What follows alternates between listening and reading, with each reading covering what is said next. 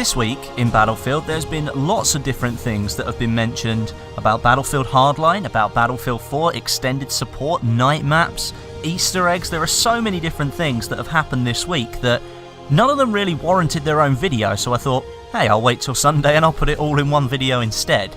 That makes it much more convenient. I've got a lot of questions to ask today, and I want to get some opinions back from you guys. About 5 or 6 topics, I think. It's quite a lot to fit into 7 minutes, but we'll give it a go. Let's get right into it. So first of all, the Paracel Storm Easter egg is, well, or will be, no more.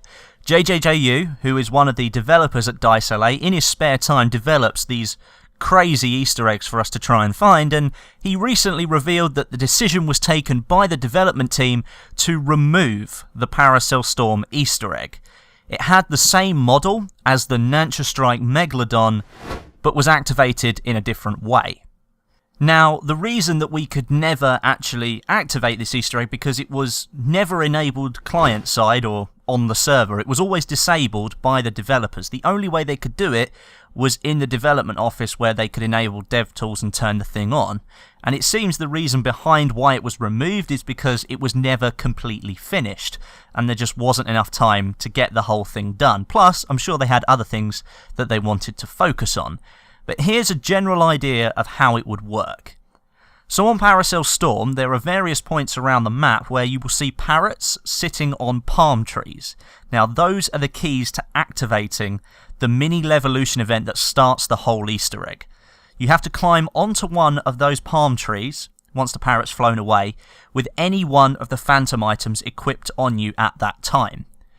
If you are in the correct area, because there are multiple different locations that this Easter egg could have been found, the mini LEvolution event would start lightning strikes to hit the water, and that would signify where the Megalodon was in the water.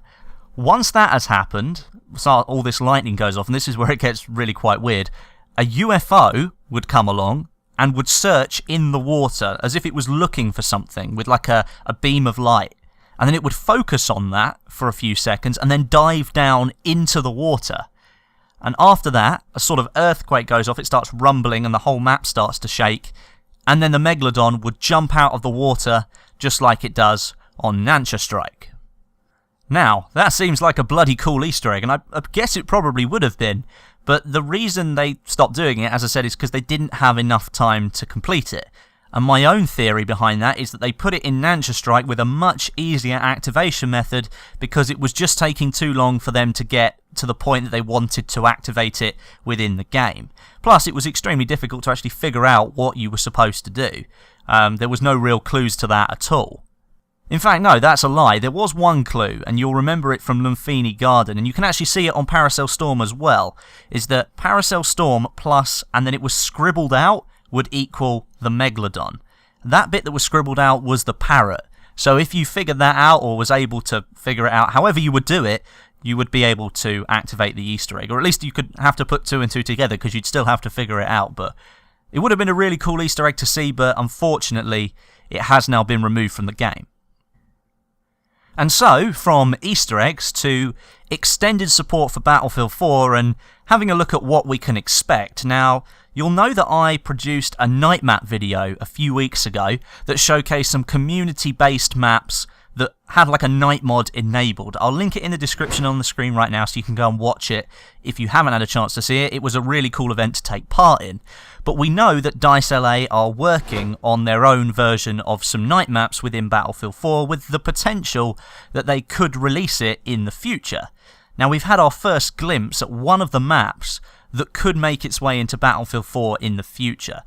Right there is a picture of the guy TomTom Attack. He's the lead lighting director at Dice LA, so responsible for the Pearl Market Halloween map that we played on. He worked on that in his spare time. He actually took part in the second night event that we did around a week ago now. He's a really cool guy, but you can see there that he's working on a night map, and that is Seas of Shanghai. Now, that's probably one of the best maps that you could have picked for a nighttime sort of location, because it's like a real urban setting. There's still a lot of lighting going on, but you could imagine it being sort of like dusk or nighttime and having that illumination there too. So it's really cool to see that they are working on something for the future. There's nothing confirmed at this point, and they don't even know if they're going to be able to make the night maps for all the different versions of the game. They really do have to evaluate what they're doing here to see if different versions of the game like PS3 and Xbox 360 would be able to handle the night map, because obviously it's completely different to what daytime Seas of Shanghai would be. And speaking of extended support, that creates a nice segue onto my next point here. I wanted to ask you the question, what are you more excited for? Battlefield 4's extended support, or are you more excited for Hardline? There's a straw poll link in the description that you can go and click on, and I'd like you to vote for one or the other. You can't pick both. I should have enabled it that you could, but you can't. I want you to make a decision. What are you most excited for in the next 12 months? Is it Hardline? Or is it Battlefield 4's extended support? And speaking of Battlefield Hardline, it looks as if next week, Wednesday the 21st of January, we're going to be getting a little bit more information about the beta. Of course, we know the maps and modes that we're going to be playing. We know there's going to be no level cap on the game as well, but we don't know when it's going to be released. And I'm kind of hoping that they're going to have a date ready for us next Wednesday.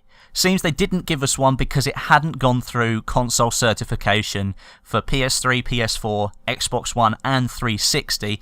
Sony and Microsoft have a stringent process that all games have to pass before being released on their respective stores. It's so that it doesn't like balk the console or something like that. And I can understand that, but it does take a little bit of time. So hopefully we'll have a date for that next Wednesday.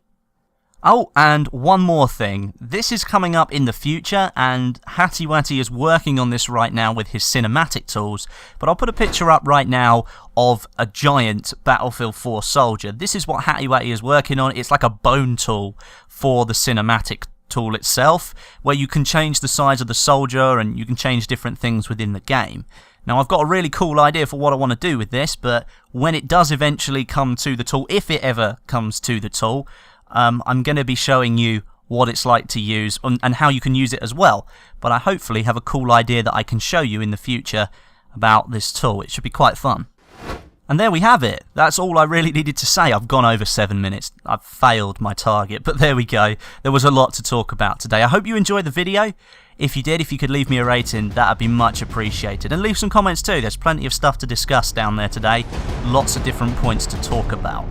But as I say, thank you very much for watching.